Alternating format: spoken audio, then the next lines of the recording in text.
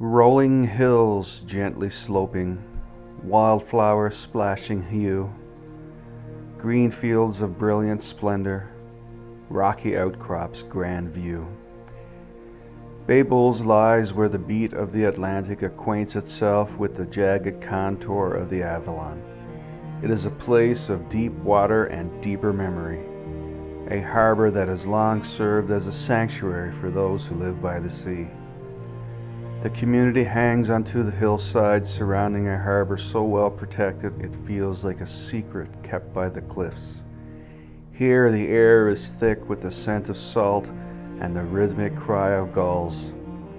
To the east, the O'Briens and Gatherall's boats cut white wakes through the steel blue water, carrying travelers towards the Witless Bay Ecological Reserve.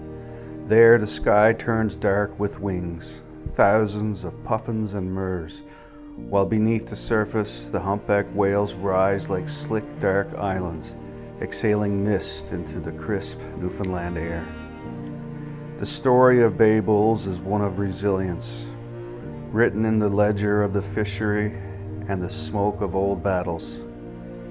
Perhaps named for bullbirds, it was settled as early as the 1600s, a place where the drying flakes were once heavy with cod, the Newfoundland currency.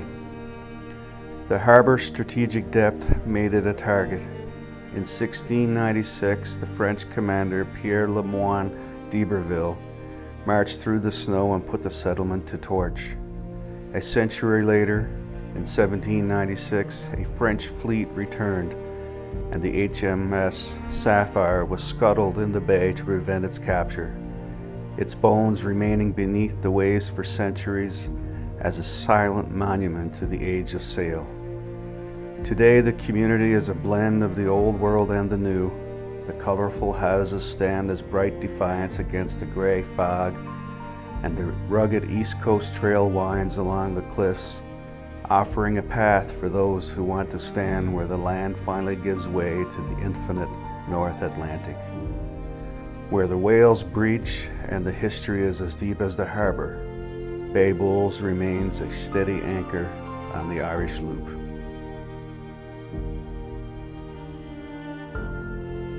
Raw, natural, seducing, powerful ocean churns, guiding vessels from demise, brutal grandeur one yearns.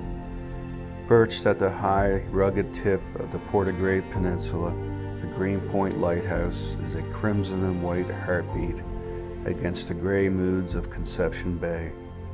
While other lights stand as solitary giants, Greenpoint is a communal guardian, a cast-iron sentinel born not just of government decree, but of a town's collective grief and unwavering resilience. The history of this light is etched in Salt and Sorrow of 1883. It was raised at the urgent plea of the people of Bay Roberts following the tragic loss of the vessel Huntsman, which claimed 45 souls in a single devastating storm. The lighthouse was built to ensure that such a heavy silence would never fall over the harbor again.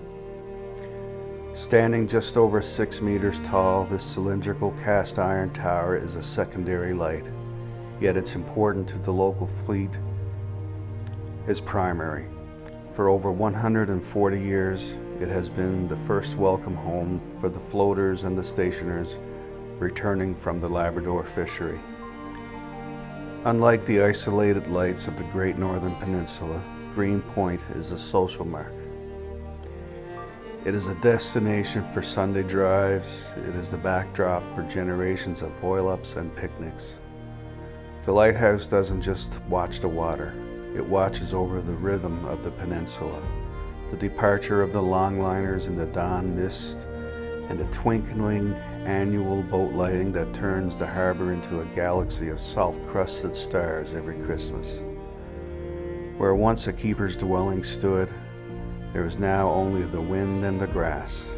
In the 1930s, as the lights transitioned from kerosene to the steady hum of electricity, the need for a full-time watcher faded.